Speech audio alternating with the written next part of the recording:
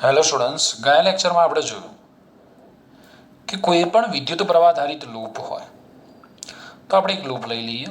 ધારો કે એની ત્રિજ્યા આર છે અને આ લૂપમાંથી આઈ જેટલો પ્રવાહ પસાર થાય છે.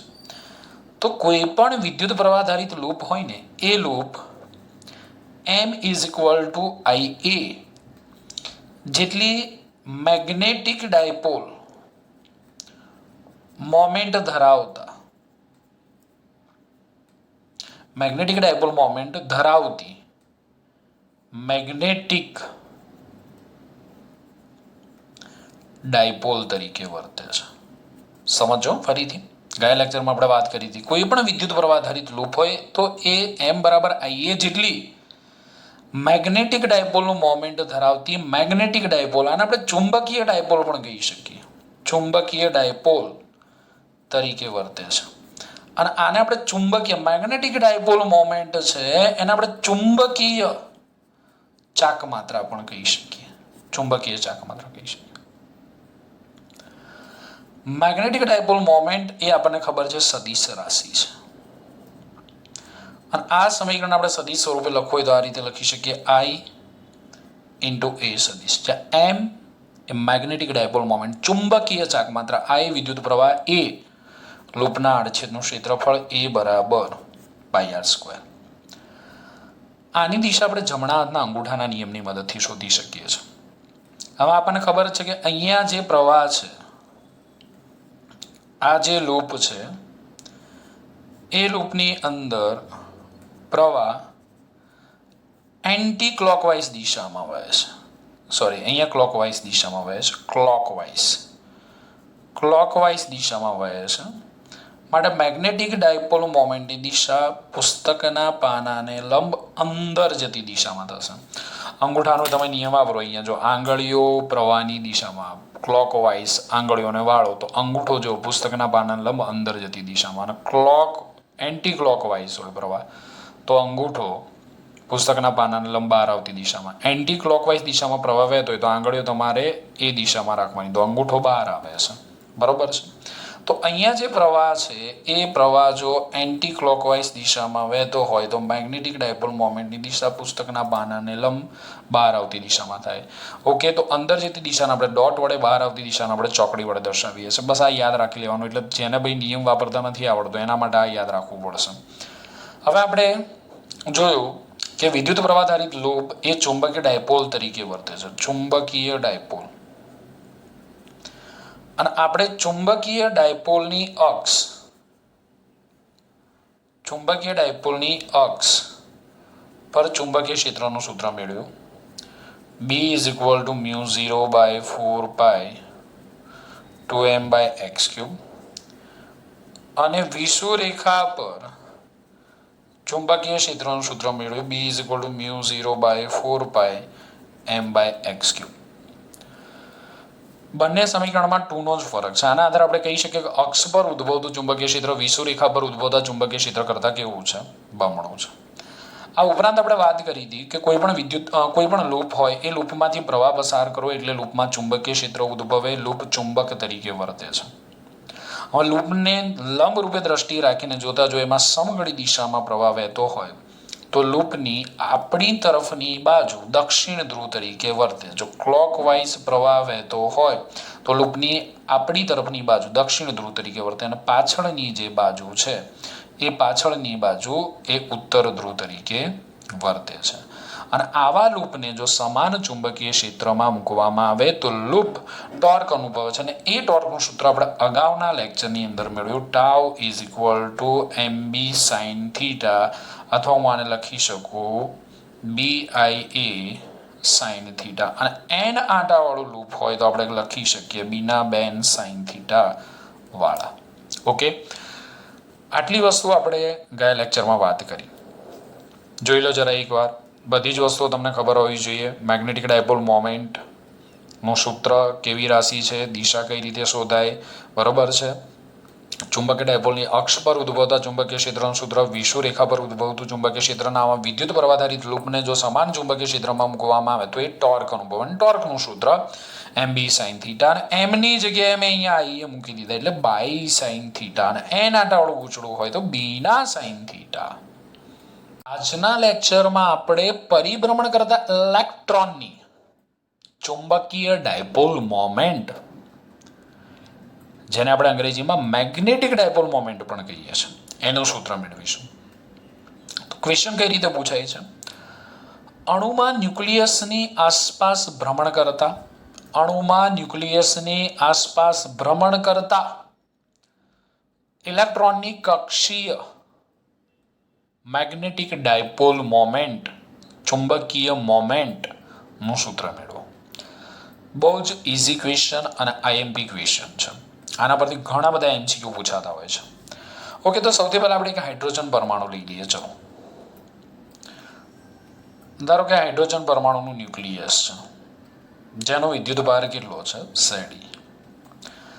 અને આ ન્યુક્લિયસની ફરતે ઋણ વિદ્યુત ભારિત ઇલેક્ટ્રોન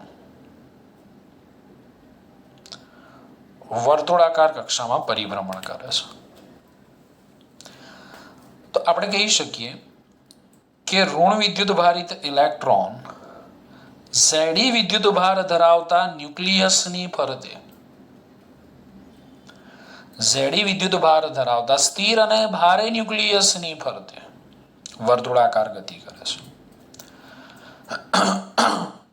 અને આવી કક્ષીય ગતિ કરતા ઇલેક્ટ્રોન આ દિશામાં ગતિ કરે છે. કઈ દિશામાં? એન્ટી ક્લોકવાઇઝ દિશામાં. તો વિદ્યુત પ્રવાહ આપણને કઈ દિશામાં મળે? ઇલેક્ટ્રોનની ગતિની વિરુદ્ધ દિશામાં મળે. તો આવી કક્ષીય ગતિ કરતા ઇલેક્ટ્રોન શેની રચના કરે? તો આવી કક્ષીય ગતિ કરતા ઇલેક્ટ્રોન એ વિદ્યુત પ્રવાહના બંધ ગાળા રચે છે, તેમ કહી શકાય. જો ઇલેક્ટ્રોન કક્ષીય ગતિ કરતા ઇલેક્ટ્રોન એ વિદ્યુત પ્રવાહના બંધ ગાળા રચે, તો હમણાં જ આપણે વાત કરી કોઈ પણ બંધ વિદ્યુત પ્રવાહ આધારિત લૂપની મેગ્નેટિક ડાયપોલ મોમેન્ટ કેટલી હોય? તો કોઈ પણ બંધ વિદ્યુત પ્રવાહ આધારિત લૂપની મેગ્નેટિક ડાયપોલ મોમેન્ટ એ લૂપમાંથી પસાર થતા પ્રવાહ અને લૂપના ક્ષેત્રફળના ગુણાકાર બરાબર હોય છે. આપણે ધારી લઈએ કે ધારો કે આ ઇલેક્ટ્રોન R ત્રિજ્યાવાળા વર્તુળાકાર માર્ગ પર ન્યુક્લિયસની ફરતે v જેટલી રેખીય ઝડપથી પરિભ્રમણ કરે છે. ઇલેક્ટ્રોન ન્યુક્લિયસની ફરતે R ત્રિજ્યાની કક્ષામાં v જેટલી ઝડપથી પરિભ્રમણ કરે છે. જો આ વર્તુળાકાર માર્ગની ત્રિજ્યા R હોય તો ઇલેક્ટ્રોનની કક્ષીય ઝડપ કેટલી થાય? ઇલેક્ટ્રોનની કક્ષીય ઝડપ થાય 2πr/t થાય ભાઈ. ઇલેક્ટ્રોન ન્યુક્લિયસની ફરતે વર્તુળાકાર કક્ષામાં ભ્રમણ કરતો હોવાથી ઇલેક્ટ્રોનની કક્ષીય ઝડપ v બરાબર 2πr/t થાય. લેક્ચરની શરૂઆતમાં જ આ શીખવાડ્યું હતું. ઓકે, કઈ રીતે આવે? તો ઝડપ એટલે અંતર ભાગ્યા સમય. તો એક પરિભ્રમણ પૂરું કરવા માટે લાગતો સમય, તો આવર્તકાળ t જેટલા સમયમાં ઇલેક્ટ્રોને કાપેલું અંતર કેટલું થાય? 2πr થાય. ચલો, ક્લિયર? અહીંયા સુધીમાં આટલા મુદ્દા લખી નાખીએ એટલે વાર્તા પતી જાય. ઓકે, સૌથી પહેલો મુદ્દો શું થશે? તો આકૃતિમાં હાઇડ્રોજન પરમાણુનું રેખાચિત્ર દર્શાવેલું છે. જોઈ લો ભાઈ, રેખાચિત્રને જોઈ લો. -e વિદ્યુત ભાર ધરાવતો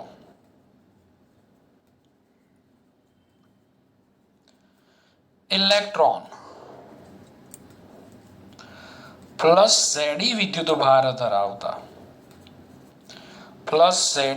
ભાર ધરાવતા સ્થિર અને ભારે ન્યુક્લિયસની ફરતે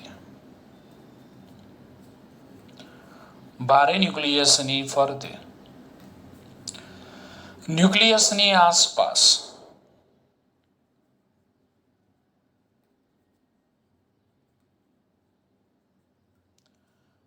નિયમિત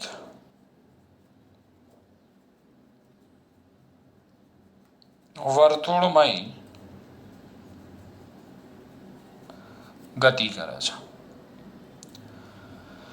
અને કક્ષીય ગતિ અથવા વર્તુળાકાર ગતિ કરતા ઇલેક્ટ્રોન એ વિદ્યુત પ્રવાહના બંધ ગાળા રચે છે. કક્ષીય ગતિ કરતા ઇલેક્ટ્રોન વિદ્યુત પ્રવાહના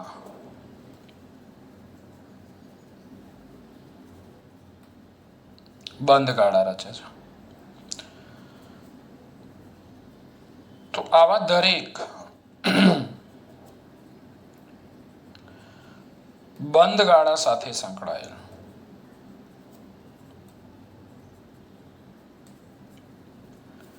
ચુંબકીય મોમેન્ટ કેટલી થાય એને મેગ્નેટિક ડાયપોલ મોમેન્ટ પણ કહેવાય. આપણે ટૂંકમાં લખીએ છીએ તો એને હું છે ને એમના બદલે અહીંયા બીજા સંકેત વડે દર્શાવું છું. ધ્યાન આપજો. મ્યુ વડે દર્શાવું છું. તો મ્યુ એલ પણ મ્યુ વડે જ રાખીએ ભાઈ, મ્યુ વડે દર્શાવું છું. અને mu is equal to I એ. એમના બદલે મ્યુ સંકેતનો ઉપયોગ કર્યો છે. ગભરાઈ ના જતા.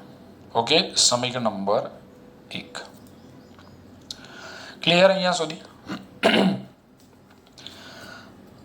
હવે આપણે વાત કરીએ કે ધારો કે ઇલેક્ટ્રોન ન્યુક્લિયસની આસપાસ આર ત્રિજ્યાની કક્ષામાં વી જેટલી ઝડપથી ભ્રમણ કરે છે. ઇલેક્ટ્રોન ન્યુક્લિયસની આસપાસ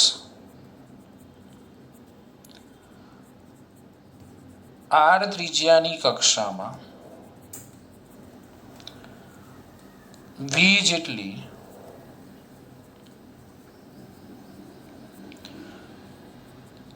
ઝડપથી ભ્રમણ કરે છે. માટે આપણે રચાતો પ્રવાહ લખી શકીએ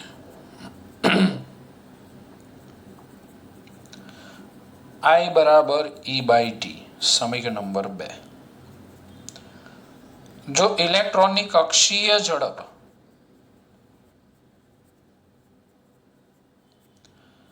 v હોય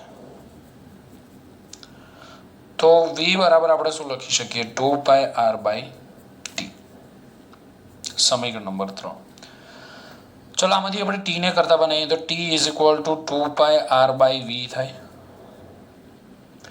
t ની કિંમત સમીકરણ 2 માં મૂકી દો તો શું થશે? I is equal two EV/2πr. જો ઇલેક્ટ્રોન ન્યુક્લિયસની ફરતે r ત્રિજ્યાવાળી કક્ષામાં v જેટલી ઝડપથી પરિભ્રમણ કરતો હોય તો રચાતા પ્રવાહનું સમીકરણ I is equal two EV/2πr થાય. v/r ની જગ્યાએ ઓમેગા લખો તો E ω/2π થાય. આગળ આપણે આ બધા સમીકરણો મેળવ્યા છે. હવે સમીકરણ 1 પરથી ધ્યાન આપજો. મ્યુ 1 દેખાય છે. r આઈની જગ્યાએ હું મૂકી દઉં EV/2πr અને એ એટલે લૂપનું ક્ષેત્રફળ. તો લૂપની ત્રિજ્યા આપણે r લીધી તો લૂપનું ક્ષેત્રફળ કેટલું થશે? πr². તો મલ્ટીપ્લાય બાય πr². પાઈ ગયા તો મ્યુ ઇઝ ઇક્વલ ટુ સાહેબ r ગયા 1/2 EVR. હું આ રીતે લખું છું. Mu is equal two 1/2 EVR. મળી ગયું આપણને મજાનું સમીકરણ. ન્યુક્લિયસની ફરતે ભ્રમણ કરતા ઇલેક્ટ્રોનની મેગ્નેટિક ડાયપોલ મોમેન્ટનું સૂત્ર mu is equal two 1/2 EVR થાય.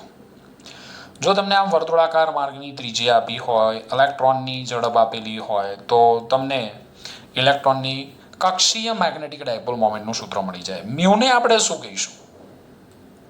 મ્યુને આપણે ઇલેક્ટ્રોનની કક્ષીય મેગ્નેટિક ડાયપોલ મોમેન્ટ કહીશું. પછી લખીએ આપણે. ઓકે, અહીંયા સુધી ક્લિયર છે? એકદમ ઇઝી છે. હવે ધ્યાન આપજો. ધોરણ 11 માં આપણે ભણીને આવ્યા કોણીય વેગમાન. કોણીય વેગમાનના કેટલા સૂત્રો તમને ખબર છે? કોણીય વેગમાન, તો કોણીય વેગમાનનું એક સૂત્ર થાય L is equal two RP. P ની જગ્યાએ હું mv મૂકી દઉં તો થાય mvr. કોણીય વેગમાનનું એક સૂત્ર થાય L બરાબર I ઓમેગા. ઓકે, બોરના અધિક તર્ક અનુસાર L નું સૂત્ર થાય NH/2 પાઈ થાય. આટલા સમીકરણ છે. RP L is equal two MBR, L is equal two I omega, L is equal two NH/2 પાઈ. આ બોરનો અધિક તર્ક છે કે ઇલેક્ટ્રોન શક્ય હોય એવી અનંત કક્ષાઓમાંથી એવી જ કક્ષાઓમાં પરિભ્રમણ કરશે કે જેમાં તેનું કોણીય વેગમાન h/2 પાઈના પૂર્ણ ગુણાંકમાં હોય, જેને ઇલેક્ટ્રોનના કોણીય વેગમાનનું ક્વોન્ટાઇઝેશન કહે છે. ઇલેક્ટ્રોનના કોણીય વેગમાનનું ક્વોન્ટાઇઝેશન કહે છે. પાર્ટ 2 માં ભણવાનું આવશે, પણ આટલા સમીકરણ આપણે ધ્યાનમાં રાખીશું. કોણીય વેગમાનના L is equal two RP MVR, L is equal two I omega, L is equal two NH/2 પાઈ. કોણીય વેગમાનનો એકમ કોને યાદ છે? નથી યાદ ને? યાદ કરજો. ચલો, હવે જે આ સમીકરણ 5 મળ્યું છે ને, એ સમીકરણ 5ની જમણી બાજુ ઇલેક્ટ્રોનના દળ એમી વડે ગુણતા અને ભાગતા, ઇલેક્ટ્રોનના દળ એમી વડે ગુણતા અને ભાગતા તો શું મળશે? તો મ્યુ ઇઝ ઇક્વલ ટુ એમી વડે ભાગો, આ ઈને હું અહીંયા લઈ લઉં, ઈ. હવે એમઈ વડે ભાગો તો 2me, આના આપણે આમ કૌંસમાં લખી નાખીએ. અહીંયા શું રહ્યું? VR. તો ME વડે ગુણવાના હતા ને, ઇન્ટુ VR. ME વડે ગુણ્યા ને ME વડે ભાગ્યા, અને અમે સમીકરણને થોડુંક મોડિફાઈ કરીને લખ્યું. ખબર પડી કે ના પડી ભાઈ? જોઈ લો જરા. આપણે તો ગોથા ખાતા હશે કે કઈ રીતે આવી ગયું. ઓકે, હવે ભાઈ ખાસ ધ્યાન આપજો. આજે આપણને સમીકરણ મળી ગયું છે, એમાં ME ઇન્ટુ VR બરાબર શું લખાય? L. તો હું લખી નાખું કે જ્યાં L is equal two ME VR, ઇલેક્ટ્રોનનું કોણીય વેગમાન. ME ઇન્ટુ VR ઇલેક્ટ્રોનનું કોણીય વેગમાન છે ભાઈ. હવે આ સમીકરણ કઈ રીતે લખાશે જો? તો માટે mu is equal to E/2me ME into VR L. સમીકરણ નંબર 6. સમીકરણ નંબર 6, ઇલેક્ટ્રોનની કક્ષીય મેગ્નેટિક ડાયપોલ મોમેન્ટ અને ઇલેક્ટ્રોનના કોણીય વેગમાન L વચ્ચેનો સંબંધ દર્શાવતું સમીકરણ છે. Mu is equal to E/2me into L સમીકરણ એ ઇલેક્ટ્રોનની કક્ષીય મેગ્નેટિક ડાયપોલ મોમેન્ટ, હું અહીંયા લખી નાખું છું, પતી ગઈ થિયરી. ઇલેક્ટ્રોનની કક્ષીય મેગ્નેટિક ડાયપોલ મોમેન્ટ અને ઇલેક્ટ્રોનના કોણીય વેગમાન L વચ્ચેનો સંબંધ દર્શાવતું સમીકરણ છે. તો આપણને બે સમીકરણ મળ્યા કે જો ઇલેક્ટ્રોન ન્યુક્લિયસની ફરતે વર્તુળાકાર કક્ષામાં પરિભ્રમણ કરતો હોય, ઇલેક્ટ્રોન ન્યુક્લિયસની ફરતે વર્તુળાકાર કક્ષામાં પરિભ્રમણ કરતો હોય તો ઇલેક્ટ્રોનને મેગ્નેટિક ડાયપોલ મોમેન્ટનું સૂત્ર mu is equal two 1/2 EVR થાય, ને બીજું સમીકરણ mu is equal to E/2me into L થાય. મેગ્નેટિક ડાયપોલ મોમેન્ટ એક એવી રાશિ છે, સદિશ રાશિ. કોણીય વેગમાન એક એવી રાશિ છે, સદિશ રાશિ છે. બરોબર છે? તો હું આ સમીકરણને સદિશ સ્વરૂપે લખું, ધ્યાન આપજો જરા. તો મ્યુ ઇઝ ઇક્વલ ટુ સદિશ સ્વરૂપે લખીએ છીએ માઇનસ, આને લખાશે માઇનસ E/2me, દેખાય છે ને ભાઈ, ઇન્ટુ L સદિશ. આ સમીકરણને સદિશ સ્વરૂપે લખવું હોય તો આપણે આ રીતે લખી શકીએ છીએ. હવે તમને પ્રશ્ન થશે કે સાહેબ અહીંયા માઇનસ નિશાની ક્યાંથી આવી? સમજો. મેગ્નેટિક ડાયપોલ મોમેન્ટની દિશા પહેલાં આપણે શોધીએ. તો મેગ્નેટિક ડાયપોલ મોમેન્ટની દિશા તો મેં તમને કીધું કે પ્રવાહ કઈ દિશામાં વહે છે ભાઈ? ક્લોકવાઇઝ. તો જમણા હાથના અંગૂઠાના નિયમની મદદથી શોધીને કહો કે મેગ્નેટિક ડાયપોલ મોમેન્ટની દિશા કઈ થશે. બોલો. પુસ્તકના પાનાને લંબ અંદર જતી દિશામાં, હું અહીંયા બતાવું છું, પુસ્તકના પાનાને લંબ અંદર જતી દિશામાં મેગ્નેટિક ડાયપોલ, અંદર જતી દિશા સાહેબ ચોકડી નોટ ડોટ, ઓકે, મ્યુની દિશા થઈ. અને કોણીય વેગમાનની દિશા શોધવી હોય તો કોણીય વેગમાનનું સદિશ સ્વરૂપે સૂત્ર લખીએ તો L is equal two R cross P થશે ને ભાઈ, બરાબર છે. અને L is equal two R cross M into V સદિશ લખી શકાય. તો કોણીય વેગમાનની દિશા તમે શોધશો અહીંયા, તો કોણીય વેગમાનની દિશા એ મેગ્નેટિક ડાયપોલ મોમેન્ટની દિશા કરતાં આપણને વિરુદ્ધ દિશામાં મળશે. એટલે કે મેગ્નેટિક ડાયપોલ મોમેન્ટ અને કોણીય વેગમાન પરસ્પર વિરુદ્ધ દિશામાં છે. ઋણ નિશાની શું દર્શાવે છે?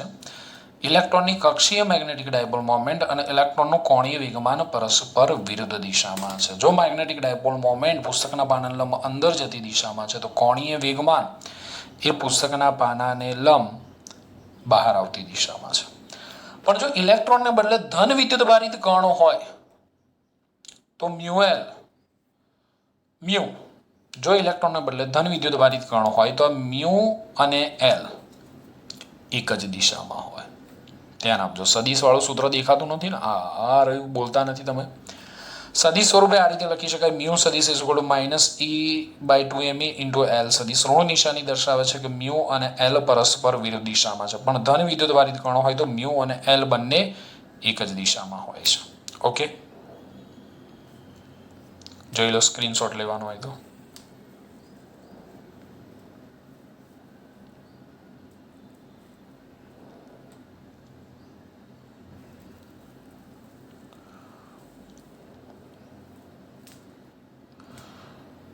તો આપણને ઇલેક્ટ્રોનની કક્ષીય મેગ્નેટિક ડાયપોલ મોમેન્ટ મ્યુ અને ઇલેક્ટ્રોનના કોણીય વેગમાન એલ વચ્ચેનો સંબંધ દર્શાવતું સમીકરણ કંઈક આવું મળ્યું. મ્યુ સદિશ is equal to -E/2me into L સદિશ. મેં તમને કીધું કે અહીંયા ઋણ નિશાની દર્શાવે છે કે મ્યુ અને એલ પરસ્પર વિરુદ્ધ દિશામાં છે. હવે કેટલાક વિદ્યાર્થીને થશે કે સાહેબ મ્યુની તો દિશા શોધતા શીખવાડ્યું, એલની દિશા કઈ રીતે થાય? સિમ્પલ છે ભાઈ, અહીંયા સૂત્ર મૂક્યું, તમે હજી આ સૂત્રનો ઉપયોગ કર્યો નથી.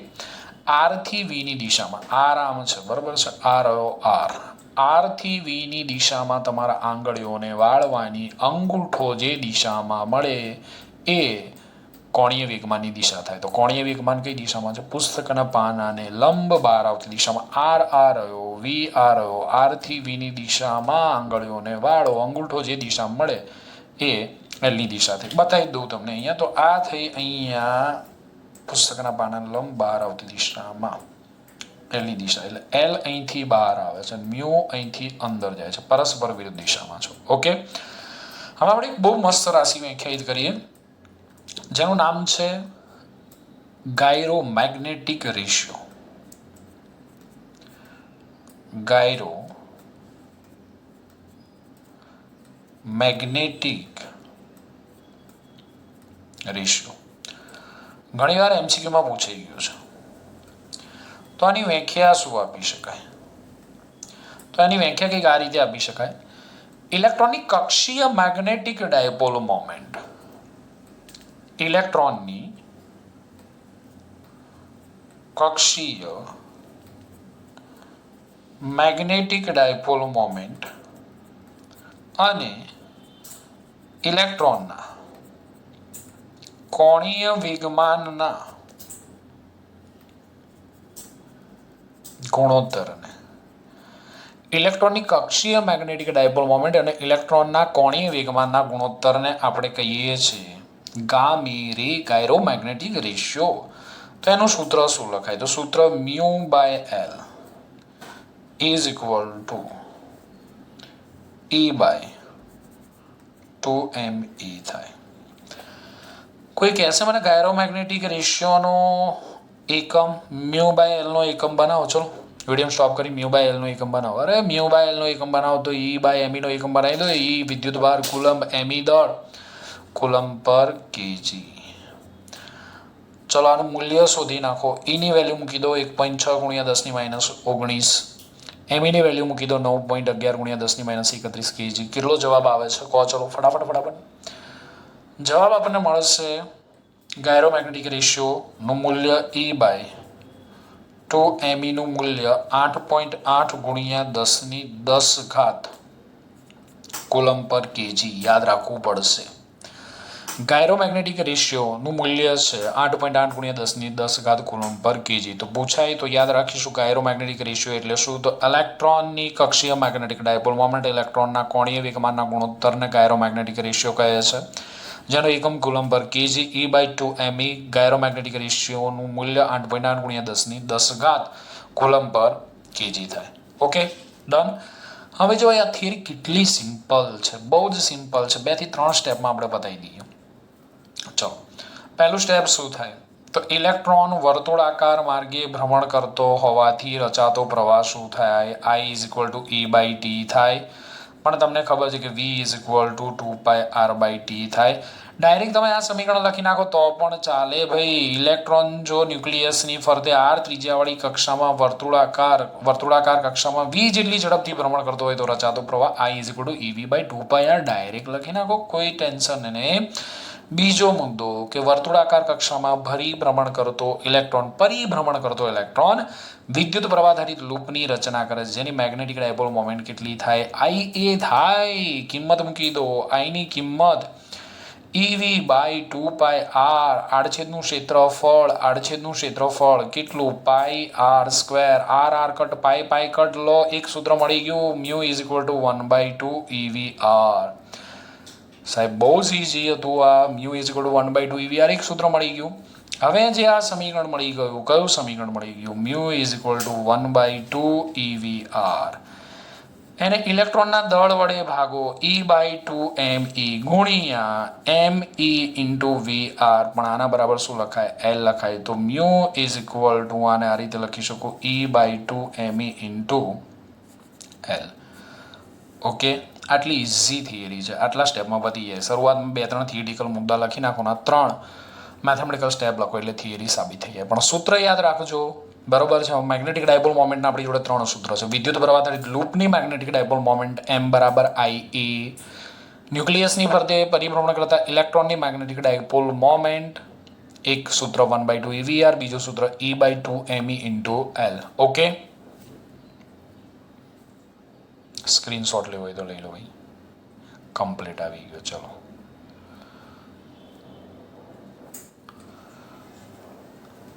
ઓકે, આગળના ક્વેશ્ચનનો સ્ક્રીનશોટ લેવાનો તો લઈ લીધો તો ચાલશે. આપણે એક બીજો નાનો ટોપિક જોઈએ જેનું નામ છે બોહર મેગ્નેટોન.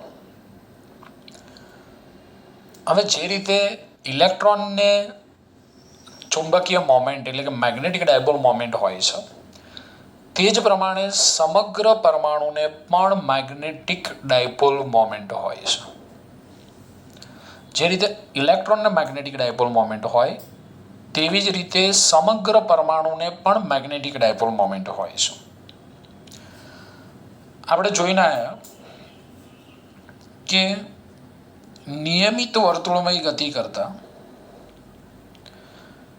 કોઈ પણ વિદ્યુત ભાર સાથે સંકળાયેલી magnetic dipole moment μ = E/2me × L હોય છે. નિયમિત વર્તુળમય ગતિ કરતા કોઈ પણ વિદ્યુત ભાર સાથે સંકળાયેલી magnetic dipole moment μ = E/2me × L હોય છે.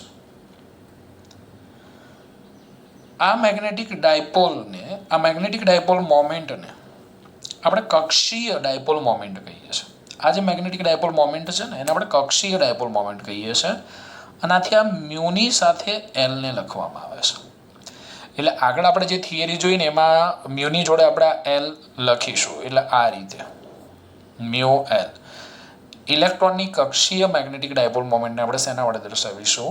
μ L વડે દર્શાવીશું. ઓકે, ક્લિયર છે અહીંયા?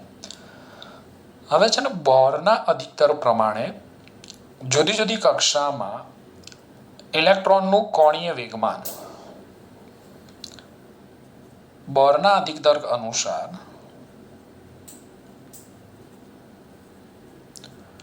જે આપણે ભણવાના છીએ ચેપ્ટર નંબર 12 અધિક તર્ક અનુસાર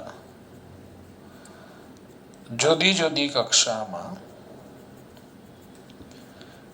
ઇલેક્ટ્રોનનું કોણીય વેગમાન કંઈક આવું હોય છે L is equal to NH/2π. મેં હમણાં તમને કીધું સમજાવ્યું કે બોરના અધિક તર્ક અનુસાર ઇલેક્ટ્રોનનું કોણીય વેગમાન ક્વોન્ટાઇઝ થયેલું હોય છે. ઇલેક્ટ્રોન શક્ય હોય એવી અનંત કક્ષાઓમાંથી એવી જ કક્ષાઓમાં પરિભ્રમણ કરે કે જેમાં તેનું કોણીય વેગમાન h/2π ના પૂર્ણ ગુણાંકમાં હોય છે. અને h ને આપણે શું કહીએ છીએ? તો h ને આપણે કહીએ છીએ પ્લાન્કનો અચળાંક. h ને આપણે કહીએ છીએ પ્લાન્કનો અચળાંક, જેની વેલ્યુ કેટલી છે 6.625 ગુણ્યા 10⁻34 જૂલ ઇન્ટુ સેકન્ડ છે. n એટલે કક્ષાનો ક્રમ છે,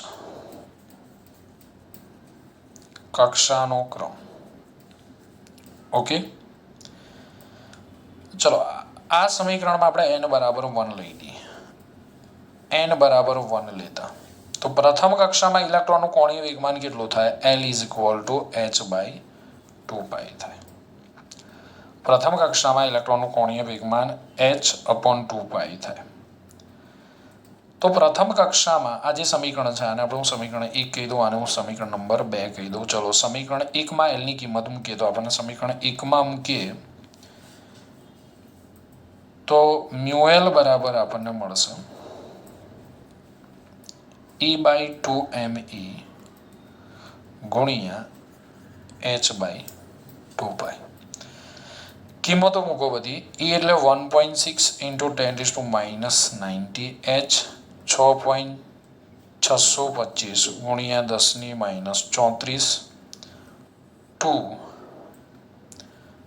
me 9.11 ગુણ્યા 10⁻31, 2 પાઈ 3.14. ચલો ગણતરી કરી નાખો. તો μL નું મૂલ્ય કંઈક આવું મળે છે 9.27 ગુણ્યા 10⁻24 ampere metre square. Magnetic dipole મોમેન્ટનો એકમ કયો છે? એમ્પિયર મીટર સ્ક્વેર છે. ઓકે, અને આ જે પ્રથમ કક્ષામાં ઇલેક્ટ્રોનની મેગ્નેટિક ડાયપોલ મોમેન્ટનું જે મૂલ્ય મળે છે ને એ મિનિમમ હોય છે. અને આ મૂલ્યને જ આપણે બોહર મેગ્નેટો કહીએ છીએ. તો એને આપણે કઈ રીતે વ્યાખ્યાયિત કરીશું? જો હાઇડ્રોજન પરમાણુ માટે પ્રથમ કક્ષાના ઇલેક્ટ્રોનની મેગ્નેટિક મોમેન્ટને હાઇડ્રોજન પરમાણુ માટે પ્રથમ કક્ષાના ઇલેક્ટ્રોનની મેગ્નેટિક મોમેન્ટને બોહર મેગ્નેટોન કહે છે. ફરી એકવાર સમજો. પ્રથમ કક્ષાના ઇલેક્ટ્રોનની મેગ્નેટિક મોમેન્ટને આપણે બોહર મેગ્નેટોન કહીએ છીએ. હવે 2-3 વસ્તુ કહું છું, બહુ જ ધ્યાનથી સાંભળજો. ઓકે, પહેલી વસ્તુ કે ઇલેક્ટ્રોનમાં કક્ષીય મેગ્નેટિક ડાયપોલ મોમેન્ટ ઉપરાંત ઇલેક્ટ્રોનને આંતરિક ચુંબકીય મોમેન્ટ પણ હોય છે. ઇલેક્ટ્રોનમાં કક્ષીય મેગ્નેટિક ડાયપોલ મોમેન્ટ ઉપરાંત ઇલેક્ટ્રોનને આંતરિક ચુંબકીય મોમેન્ટ પણ હોય છે. ના હોય તો લખી નાખજો, ફરીથી રિપીટ કરું છું કે ઇલેક્ટ્રોનને કક્ષીય મોમેન્ટ ઉપરાંત ઇલેક્ટ્રોનને આંતરિક મેગ્નેટિક ડાયપોલ મોમેન્ટ હોય છે, જેનું મૂલ્ય 9.27 ગુણ્યા 10⁻24 એમ્પિયર મીટર સ્ક્વેર જેટલું હોય છે. અને જેને આપણે ઇલેક્ટ્રોનની સ્પિન મેગ્નેટિક ડાયપોલ મોમેન્ટ કહીએ છીએ. ઇલેક્ટ્રોનની સ્પિન મેગ્નેટિક ડાયપોલ મોમેન્ટ કહીએ છીએ. તમે કેમિસ્ટ્રીમાં ભણીને આવ્યા છે કે ઇલેક્ટ્રોન ન્યુક્લિયસની ફરતે વર્તુળાકાર કક્ષામાં પરિભ્રમણ કરે છે. આ ઉપરાંત ઇલેક્ટ્રોન પોતાની ધરી પર પણ વર્તુળાકાર કક્ષામાં પરિભ્રમણ કરે છે. તો ઇલેક્ટ્રોનની કક્ષીય ગતિને લીધે ઇલેક્ટ્રોનને કક્ષીય મેગ્નેટિક ડાયપોલ મોમેન્ટ હોય અને ઇલેક્ટ્રોનની સ્પિન ગતિને લીધે ઇલેક્ટ્રોનને સ્પિન મેગ્નેટિક ડાયપોલ મોમેન્ટ હોય છે. બરોબર છે. પણ ધ્યાન રાખજો, હું હવે તમને જે કહી રહ્યો છું કે ઇલેક્ટ્રોન એ પ્રાથમિક કણ છે અને ઇલેક્ટ્રોનને ભમેડા કે પૃથ્વીની જેમ ફરવા માટે કોઈ અક્ષ હોતી નથી. આમ છતાં electron spin magnetic dipole moment ધરાવે છે. ઓકે, તો થોડું કેમિસ્ટ્રીનો ટોપિક છે. તમારે કેમિસ્ટ્રીમાં આ બધું સ્પિન ગતિ ને કક્ષીય ગતિને બધું આવી ગયું છે. ખાલી આપણે એક ટોપિક હતો બોર મેગ્નેટોન. તો બોર મેગ્નેટોનનું વેલ્યુ પૂછાય, બોર મેગ્નેટોનનું આપણને મૂલ્ય પૂછાય તો આપણે કઈ રીતે મેળવવાનું ખબર પડી ગઈ ને.